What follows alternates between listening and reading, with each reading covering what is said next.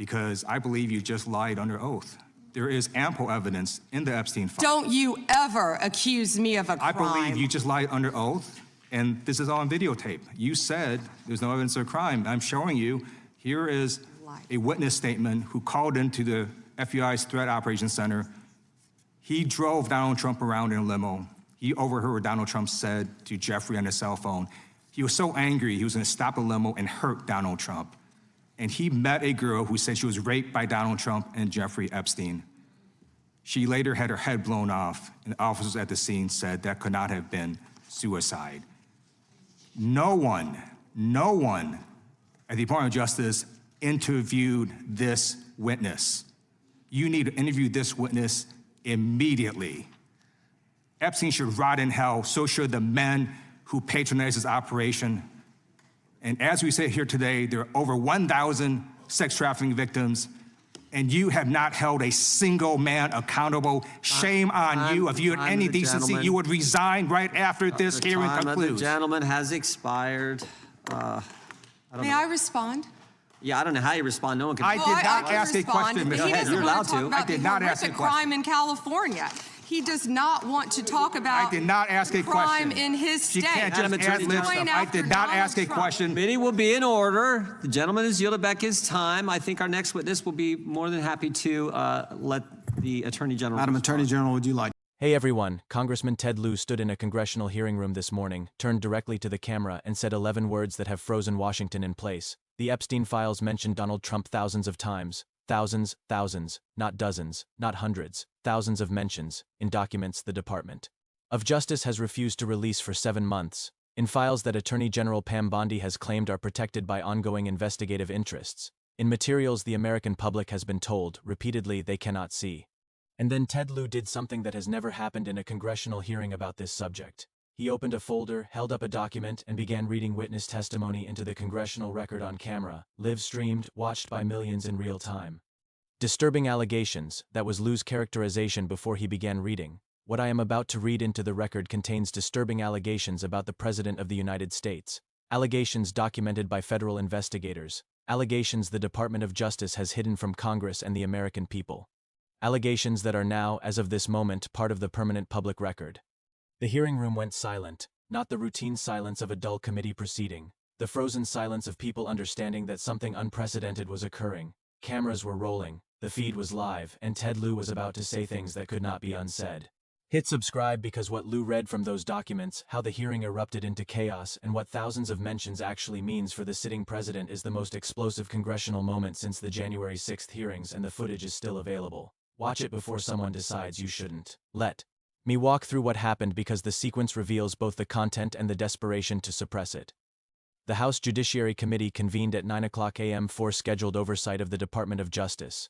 The Attorney General declined to appear, her fourth refusal in 7 months. Deputy Attorney General Michael Chen appeared instead, visibly uncomfortable from the moment he sat down. The first 90 minutes were routine. Questions about prosecutorial discretion, budget allocations, staffing decisions. Chen provided bureaucratic non-answers. Members expressed frustration, the standard theater of congressional oversight without teeth. Then Ted Lieu received his 5 minutes. Lieu represents California's 36th district. He's a former Air Force JAG officer, a military prosecutor who knows how to build a case. He's known for sharp questioning that produces viral moments. Today he didn't come to question, he came to disclose. He opened with a number. Mr. Chen, I have reviewed a significant portion of the 847 pages your department has refused to provide to this committee. My staff has counted references to Donald Trump across these documents. The count exceeds 2,000. The number landed like a bomb. 2,000 mentions of the current President of the United States in documents related to Jeffrey Epstein's activities. 2,000, and your department claims these documents cannot be released due to ongoing investigative interests. What investigation, Mr. Chen? Jeffrey Epstein is dead. Ghislaine Maxwell is in prison. Who exactly is being investigated? Chen's response was immediate and inadequate. Congressman, I cannot discuss the content of materials that may or may not exist in department files.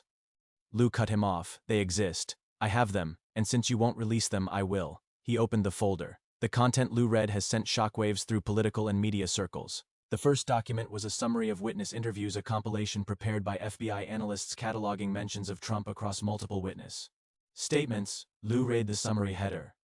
Subject: Donald J. Trump. Document type: Witness reference compilation. Total references across interview transcripts, 2,147.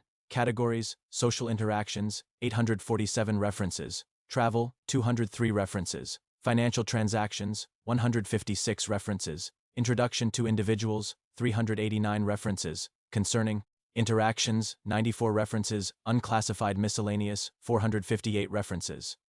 Lou paused on one phrase, concerning interactions. 94 references categorized as concerning interactions. What does concerning mean, Mr. Chen?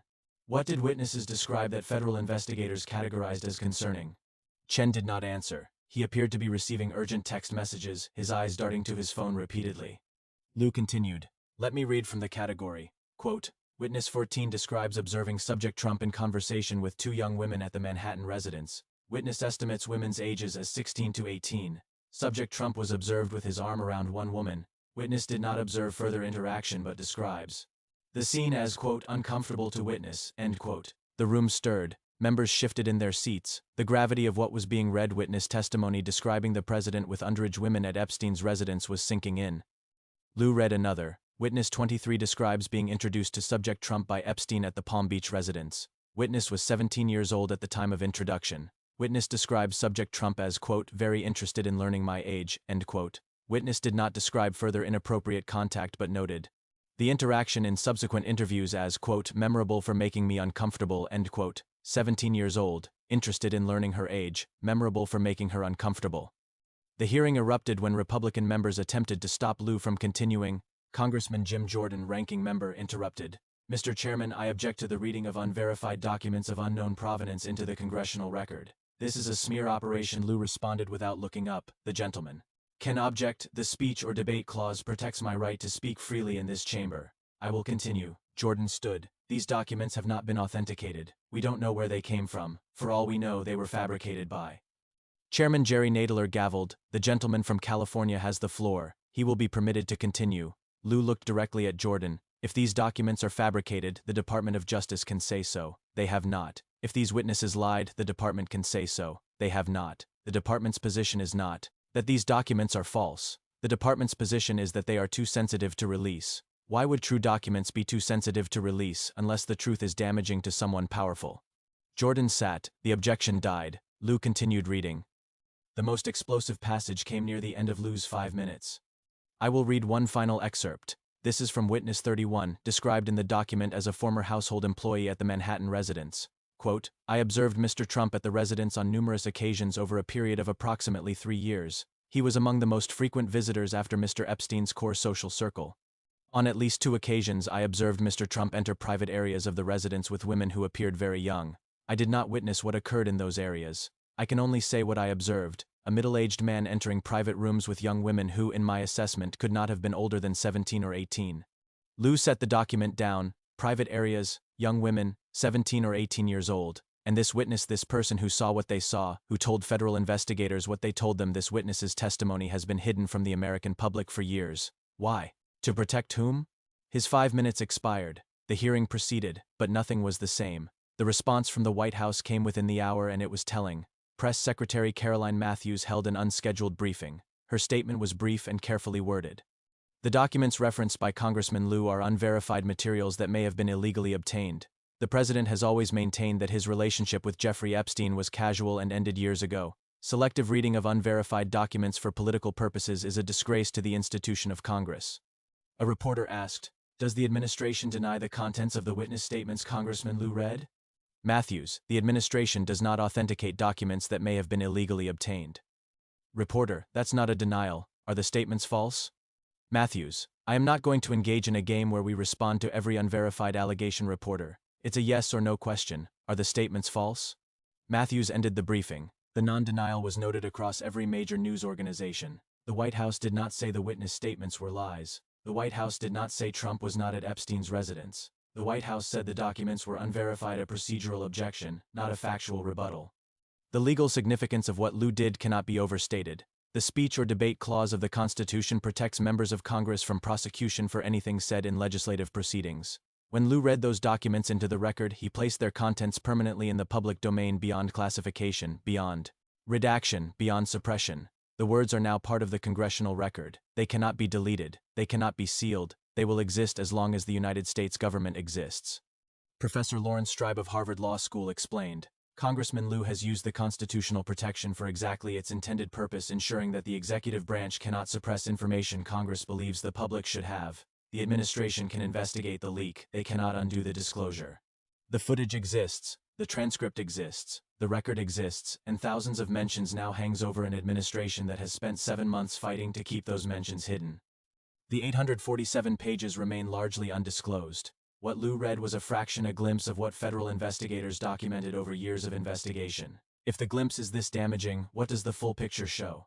2,000 mentions, 94 concerning interactions, witnesses describing young women, private areas, uncomfortable observations, all documented by federal investigators, all suppressed by a Department of Justice led by Trump appointees. The questions will not disappear, the footage will not disappear, the congressional record will not disappear.